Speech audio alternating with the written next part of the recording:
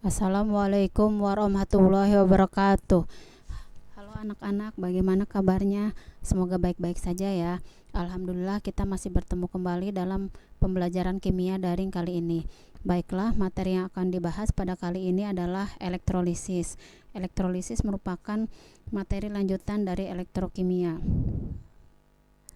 Baiklah, seperti biasa sebelum belajar mari kita berdoa terlebih dahulu. Bismillahirrahmanirrahim. Raditu billahi robba wa bil islami dina wa bi Muhammadin nabiyya wa rasula. Rabbi zidni ilman warzuqni fahman. Amin. Amin ya rabbal alamin. Alhamdulillah. Kita mulai masuk ke materi. Apa itu elektrolisis? Elektrolisis adalah sel elektrokimia di mana energi listrik yang digunakan untuk menjalankan reaksi redoks yang tidak spontan. Pada elektrolisis terjadi perubahan energi listrik menjadi energi kimia. Jadi elektrolisis ini merupakan kebalikan dari sel volta yang merubah energi kimia menjadi energi listrik. Adapun susunan sel elektrolisis terdiri atas sebagai berikut. Yang pertama adalah anode. Anode itu elektrode tempat terjadinya reaksi oksidasi. Anode merupakan elektrode bermuatan positif. Kalau di sel volta anode bermuatan negatif. Yang kedua adalah katode. Katode adalah elektrode tempat terjadinya reaksi reduksi. Pada elektrolisis katode merupakan elektrode bermuatan negatif. Yang ketiga, sumber arus listrik yang menyuplai arus searah atau DC, misalnya batu baterai. Yang keempat, zat elektrolit, yaitu zat yang dapat menghantarkan listrik. Nah, aturan elektrolisis. Untuk kation, reaksi di katode bergantung pada jenis kation. Jika kationnya adalah logam-logam aktif, contoh misalnya 1A, 2A, aluminium dan mangan, maka yang akan tereduksi adalah air dengan reaksi sebagai berikut. 2H2O ditambah 2 elektron akan menjadi gas hidrogen ditambah ion hidroksida.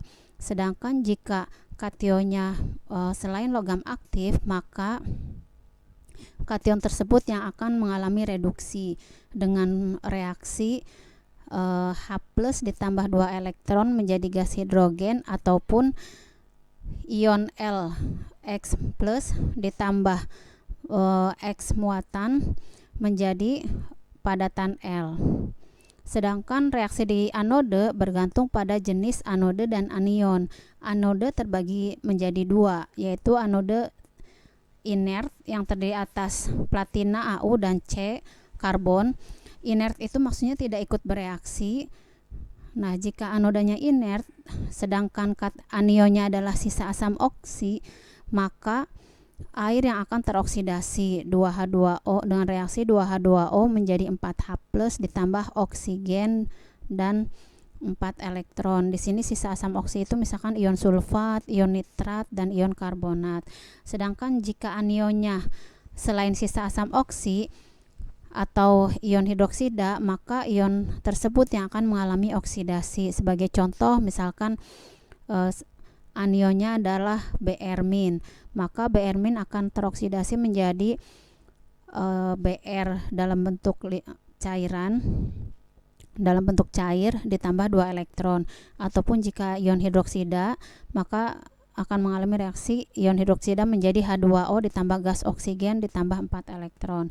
Sedangkan jika anodenya tak inert alias dia ikut bereaksi, maka anoda tersebut yang akan mengalami oksidasi dengan reaksi dengan rumus reaksi padatan akan berubah menjadi ion ditambah dengan melepaskan elektron.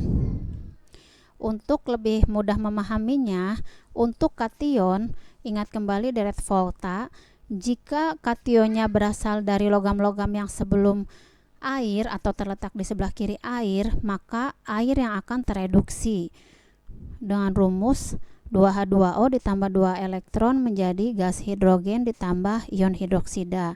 Sedangkan jika kationnya berasal dari logam-logam yang terletak di sebelah kanan air, maka kation tersebut yang akan mengalami reduksinya dengan rumus reaksi sebagai berikut. Yang tadinya berupa ion, dia akan mengendap menjadi padatan. Nah, untuk memudahkannya seperti itu. Nah, sekarang kita lihat contoh elektrolisis. Pertama, tulislah reaksi elektrolisis lelehan NaCl. Nah, di sini berarti dalam sel elektrolisisnya zat elektrolitnya berupa lelehan NaCl. Bukan larutan ya, tapi lelehan.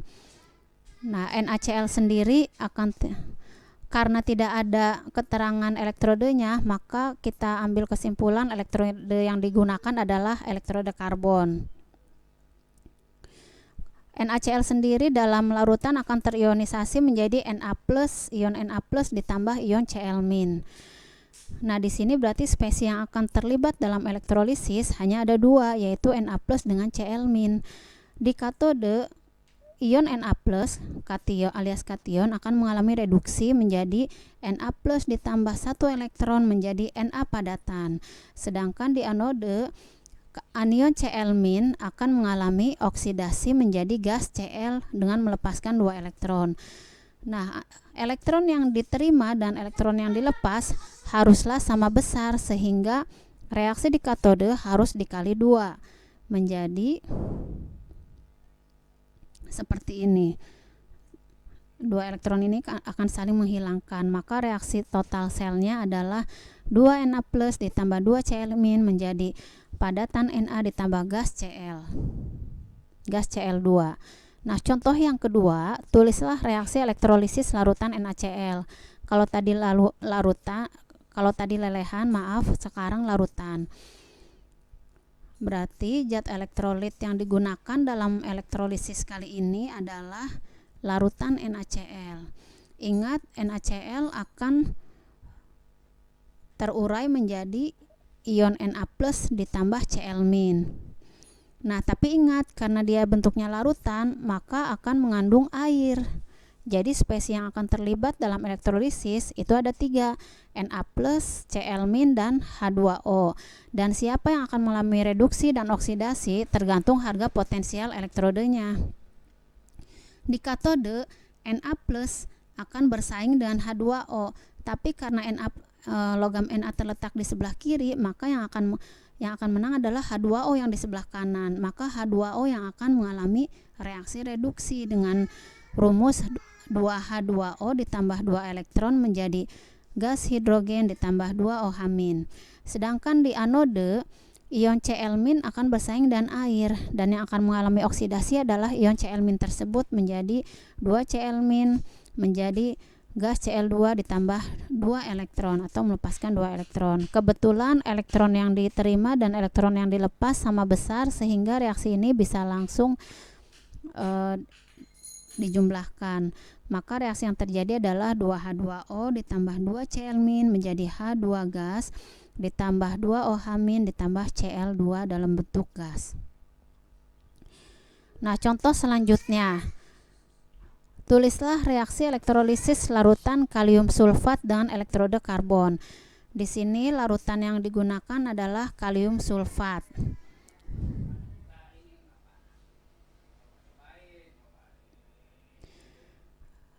Elektrodenya di sini disebutkan karbon. Kalium sulfat akan terurai menjadi ion K+ ditambah ion sulfat. Maka di dalam sini akan ada ion kalium, ion sulfat, dan karena dia larutan maka akan ada air. Spesies yang terlibat akan ada 3, ion K+ ditambah ion sulfat dan H2O.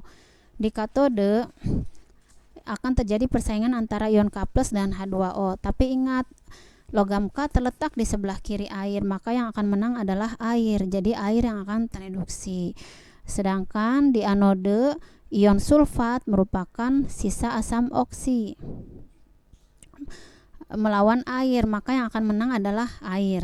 Jadi air yang akan teroksidasi dengan rumus sebagai berikut. Jumlah elektron antara di katode dan anode harus sama, maka yang di katode harus kita kalikan 2. Sedangkan di anode kalikan 1. 2 kali 2 4. Ini menjadi 4, 2H2 dan 4 OH-. Baru kita jumlahkan reaksinya. Nah, reaksi total selnya adalah 6H2O menjadi 2H2 ditambah 4OH- tambah 4H+ ditambah O2. Ingat kembali pelajaran kelas 2, 4OH- ion hidroksida ditambah ion H+ maka akan menjadi air. Nah, air yang terbentuk 4. Dalam reaksi kimia, zat yang sama dengan letak berbeda maka akan saling mengurangi. Di sini H2O-nya ada 6, sedangkan di sebelah kanan ada 4, maka 6 diambil 4. Ini di sini akan habis, di sini sisa 2. Maka reaksi bersihnya adalah 2H2O menjadi gas hidrogen ditambah oksigen. Semoga bisa dipahami ya. Contoh selanjutnya, tulislah reaksi elektrolisis larutan tembaga 2 sulfat dan elektroda karbon.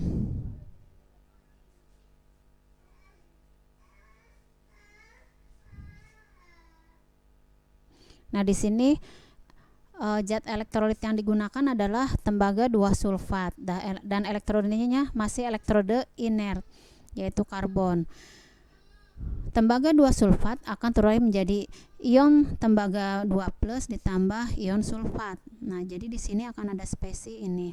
Dan satu lagi karena dibentuknya larutan akan ada air. Maka spesi yang bersaing dalam elektrolisis ada Cu2+, SO42- dan H2O. Di katode, Cu2+ akan bersaing melawan air, tapi karena logam Cu terletak di sebelah kanan air, maka yang akan mengalami reduksi adalah ion Cu2+ tersebut. Cu2+ akan berubah menjadi padatan Cu atau akan mengendap. Sedangkan di anode, ion sisa asam oksisulfat akan melawan air, maka yang menang air. Dengan reaksi sebagai berikut. Jumlah elektron di katode dengan anode ternyata berbeda, maka kita harus samakan dulu dengan cara mengalihkan dua reaksi di katode. Nah, jadi sudah sama elektronnya, maka reaksi totalnya adalah sebagai berikut. Nah, baik, lanjut. Tulislah reaksi elektrolisis larutan tembaga 2 sulfat dan elektroda Cu. Nah, kalau tadi kita gunakan elektroda inert, sekarang kita mencoba elektroda tak inert. Jadi susunan sel elektrolisisnya adalah seperti ini. Elektrolitnya berupa tembaga 2 sulfat, sedangkan elektrodenya yaitu katode dan anodenya adalah Cu. Cu itu elektroda tak inert, berarti dia ikut bereaksi. Nah, di sini akan ada spesi Cu2+, SO42- serta H2O. Maka spesi yang akan terlibat itu ada ion Cu2+, ion sulfat, kemudian H2O serta elektroda itu sendiri, yaitu yang terlibat adalah bagian anode. Katode ingat tidak terlibat, yang terlibat adalah anode. Nah, di katode terjadi persaingan antara Cu2+ dengan air, maka yang akan menang adalah Cu2+. Sedangkan di anode akan ada persaingan antara ion sulfat H2O dengan anode Cu. Siapa yang akan menang? Yaitu anode Cu itu sendiri yang akan mengalami oksidasi. Spesi yang sama bisa saling dihilangkan, maka reaksi totalnya adalah Cu padatan akan melarut menjadi Cu padatan kembali. Nah, ini. Jadi bisa dibedakan ya antara elektroda yang inert dengan tak inert. Nah, Ibu beri contoh satu lagi. Tulislah reaksi elektrolisis larutan seng 2 sulfat dengan elektroda Fe. Elektroda Fe juga merupakan elektroda tak inert alias ikut bereaksi. Nah, larutan elektrolit yang digunakannya ZnSO4 atau seng 2 sulfat, sedangkan elektroda yang digunakan adalah Fe. Katodenya Fe, anodenya juga Fe. Nah, seng 2 sulfat akan terurai menjadi ion seng 2+ ditambah ion sulfat. Berarti di dalam larutan ini akan ada spesi Zn2+, SO42- serta H2O. Spesi yang akan terlibat dalam elektrolisis adalah ion seng 2+, ion sulfat, H2O dan elektrode Fe. Nah, ingat elektrode yang terlibat adalah anode. Sekali lagi Ibu ingatkan anode, bukan katode. Di katode terjadi persaingan antara seng dengan air, maka yang akan menang adalah seng. Seng akan mengalami reduksi dan mengendap menjadi endapan seng. Sedangkan di anode akan terjadi persaingan antara ion sulfat, air, dan besi. Maka yang akan menang adalah anode tainya tersebut, yaitu besi, yang akan mengalami oksidasi atau melarut sambil melepaskan elektron. Nah, elektron ini akan ditangkap oleh katode. Makanya jumlah elektron antara katode dengan anode haruslah sama, harus kita setarakan. Nah, reaksi totalnya seperti ini. Jika kalian perhatikan, reaksi ini merupakan kebalikan dari reaksi sel volta yang bersifat spontan. Jika ke kanan maka elektrolisis, jika tanda panahnya dibalik ke kiri maka reaksinya merupakan reaksi sel volta. Nah, jadi elektrolisis adalah kebalikan dari sel volta. Nah, hukum Faraday. Karena di elektrolisis menggunakan listrik, kemudian ada zat yang mengendap, kita dapat menghitung zat yang mengendap tersebut sesuai dengan hukum Faraday. Hukum Faraday 1. Massa zat yang dibebaskan atau dihasilkan pada elektrolisis berbanding lurus dengan muatan listrik yang digunakan. Secara matematis, hukum Faraday 1 dapat ditulis dalam persamaan berikut. G berbanding lurus dengan Q. G itu massa dan Q itu muatan. Nah, jumlah muatan listrik itu bisa dihitung dari hasil kali kuat arus listrik dengan selang waktu, atau Q sama dengan I dikali T. Maka G sama dengan I dikali T, atau G berbanding lurus dengan kuat arus dikali waktu atau selang waktu.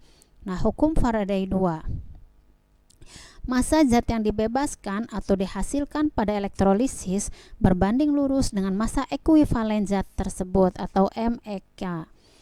Secara matematis, hukum Faraday 2 dapat ditulis dalam persamaan berikut. G berbanding lurus dengan massa ekuivalen.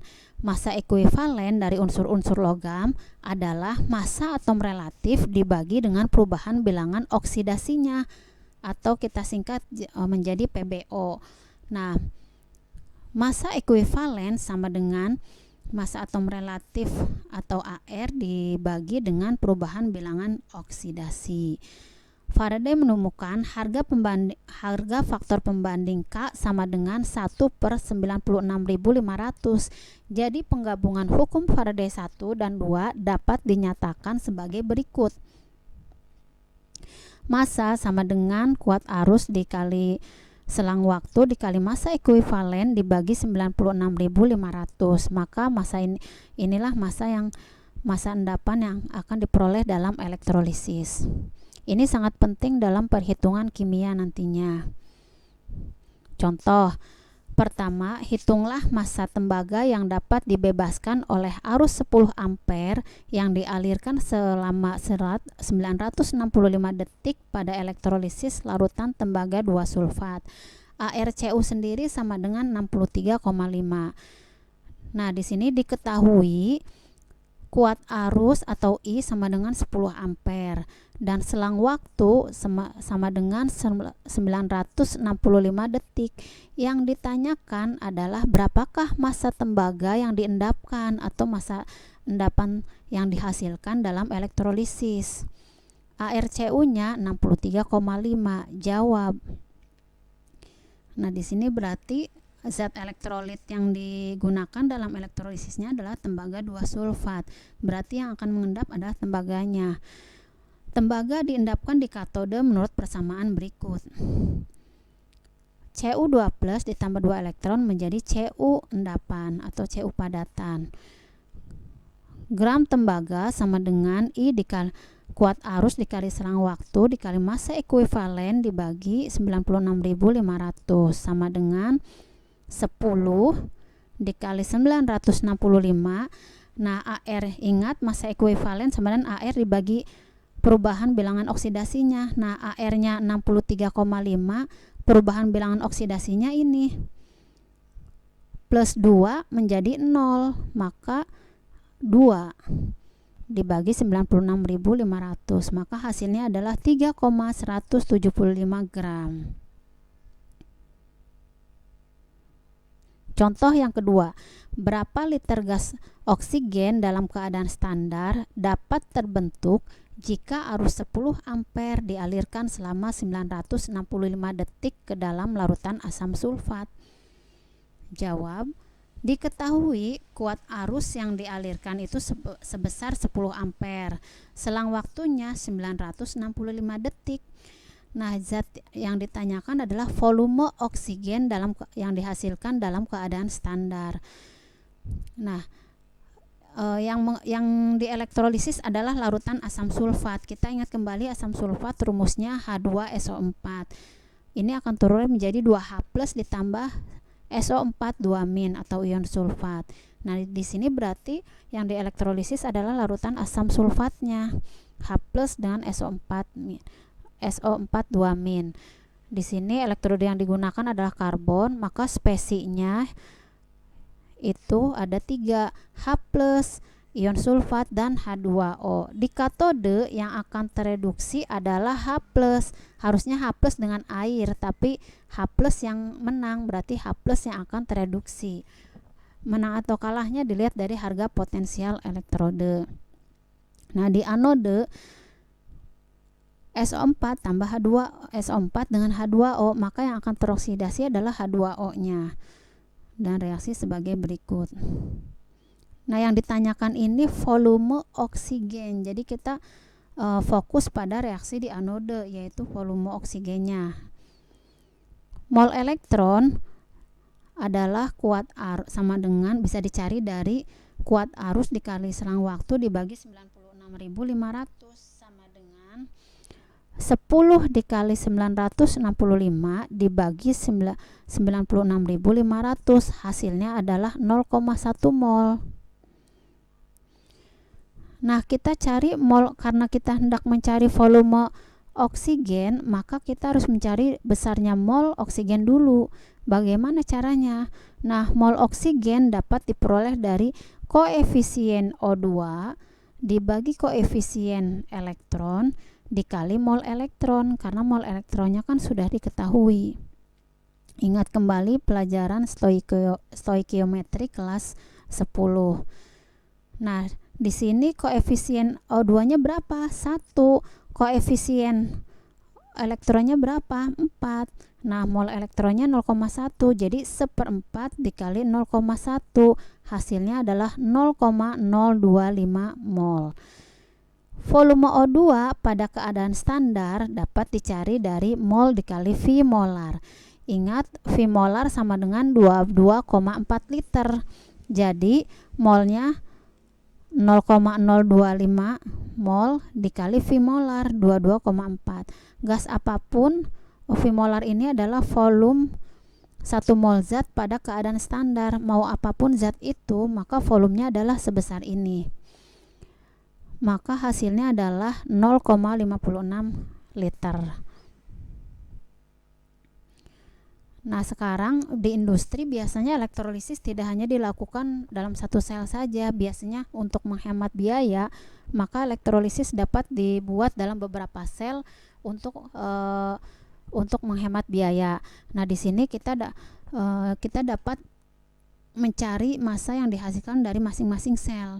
Nah, apabila di sini ada aturan, apabila listrik yang sama banyak dialirkan ke dalam 2 atau lebih sel elektrolisis yang berbeda, maka perbandingan massa zat-zat yang dibebaskan sama dengan perbandingan massa ekuivalennya.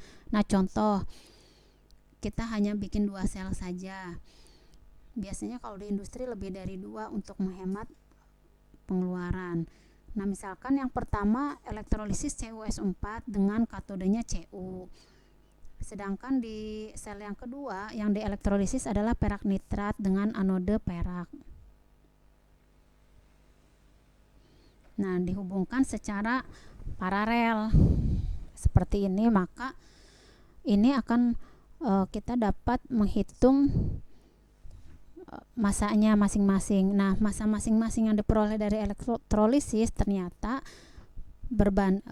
perbandingan massa yang dihasilkan dari dua sel elektrolisis akan sama dengan perbandingan dari massa ekuivalen kedua zat tersebut. Nah, jadi misalkan massa Cu dibanding dan massa perak akan sama dengan perbandingan massa ekuivalen Cu dibanding massa ekuivalen perak. Contoh, sejumlah arus dapat mengendapkan 1,08 gram perak dari larutan perak nitrat atau AgNO3. Jika arus yang sama dialirkan ke dalam larutan nikel sulfat atau NiSO4, berapa massa nikel yang dapat diendapkan? Nah, di sini massa atom relatif nikel 59 sedangkan perak 108. Nah, untuk gambarnya seperti ini. Untuk sel pertama nikel sulfat, sel yang kedua kemudian dihubungkan dan sel yang kedua yang berisi larutan perak nitrat. Nah, di sini masing-masing terurai menjadi ionnya. Nah, di sel pertama nikel akan mengalami reduksi menjadi padatan nikel, sedangkan di sel yang kedua Ag akan tereduksi menjadi padatan Ag. Nah, yang ditanyakan kan massa dari nikelnya, maka massa nikel bisa dicari dari rumus ini. GNI massa Ni dibanding massa Ag sama dengan massa ekuivalen Ni dengan massa ekuivalen Ag. Maaf, ini salah ketik ya, ini harusnya Ni. Nah, di sini massa nikel masih dicari, massa peraknya sudah ada 1,08, ArNi 59, sedangkan perubahan bilangan oksidasinya adalah plus 2 menjadi 0 plus 2. Atau kita bisa melihat jumlah elektronnya nih, ada 2 berarti 2. Sedangkan Ag perubahan bilangan oksidasinya hanya 1. ArAg-nya sendiri 108. Maka jika dicari hasilnya adalah 0,295. Nah, apa saja penerapan elektrolisis dalam kehidupan sehari-hari? Nah, penerapan elektrolisis ternyata cukup banyak dalam kehidupan sehari-hari. Nah, ini contohnya adalah emas sepuh ya. Apa saja selain emas sepuh? 1, penerapannya adalah penyepuhan logam atau kita kenal sebagai electroplating. Tujuannya untuk melapisi suatu logam dengan logam yang lain agar tidak mudah berkarat. Sebagai contoh, penyepuhan sendok besi oleh logam perak. Ini biasanya buat hiasan nih. Bagaimana caranya? Nah, sendok yang ingin kita sepuh, kita masukkan ke dalam sel elektrolisis. Karena ingin dilapisi perak, maka larutan yang digunakan adalah larutan perak nitrat. Sedangkan karena kita ingin dilapisi perak, maka anode yang digunakan adalah anode perak. Sedangkan sendok besi dijadikan sebagai katode. Ingat, jangan kebalik. Kalau kebalik nanti besi yang melapisi perak. Nah, kalau yang benar adalah Ag ditaruh di bagian anode. Nanti Ag akan melarut kemudian mengendap di bagian perak. Nah, reaksi totalnya atau reaksi selnya adalah sebagai berikut. Di katode perak akan melarut. Nah, ini anode akan melarut.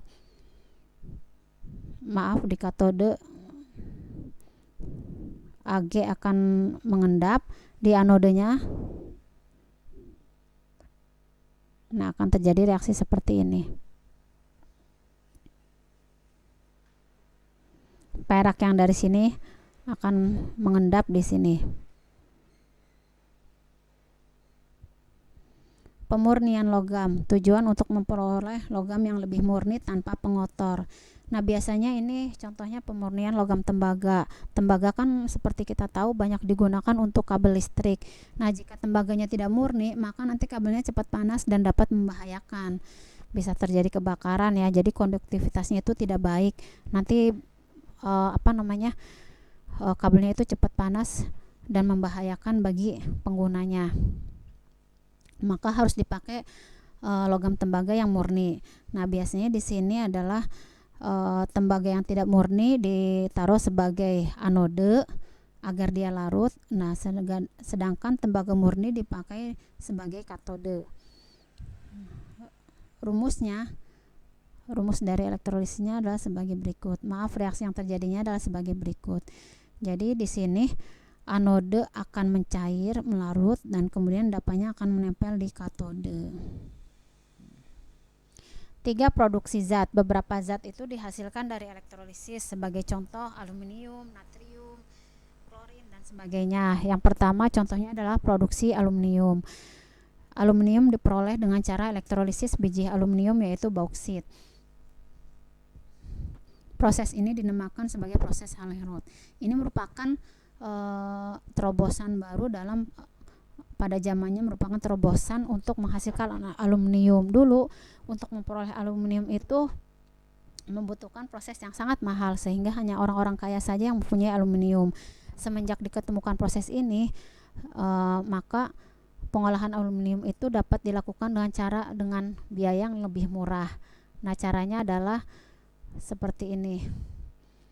Reaksi yang terjadinya adalah di katode Al akan mengalami reduksi, dan di anode ini yang digunakan lelehan ya, jadi bukan larutan. Ini L lelehan, berarti liquid. Kalau aqueous berarti cairan. Maka karena dia lelehan, ion Al sendiri. Kalau larutan maka di sini air. Karena ini lelehan, maka ion Al sendiri yang akan mengalami reduksi. Sedangkan di anode ion oksigen mengalami oksidasi menjadi gas oksigen, menghasilkan gas oksigen. Karena tidak setara, kita setarakan terlebih dahulu. 4 kali 3 12. Nah, 2 kali 3 6, di sininya 3, di sininya 12.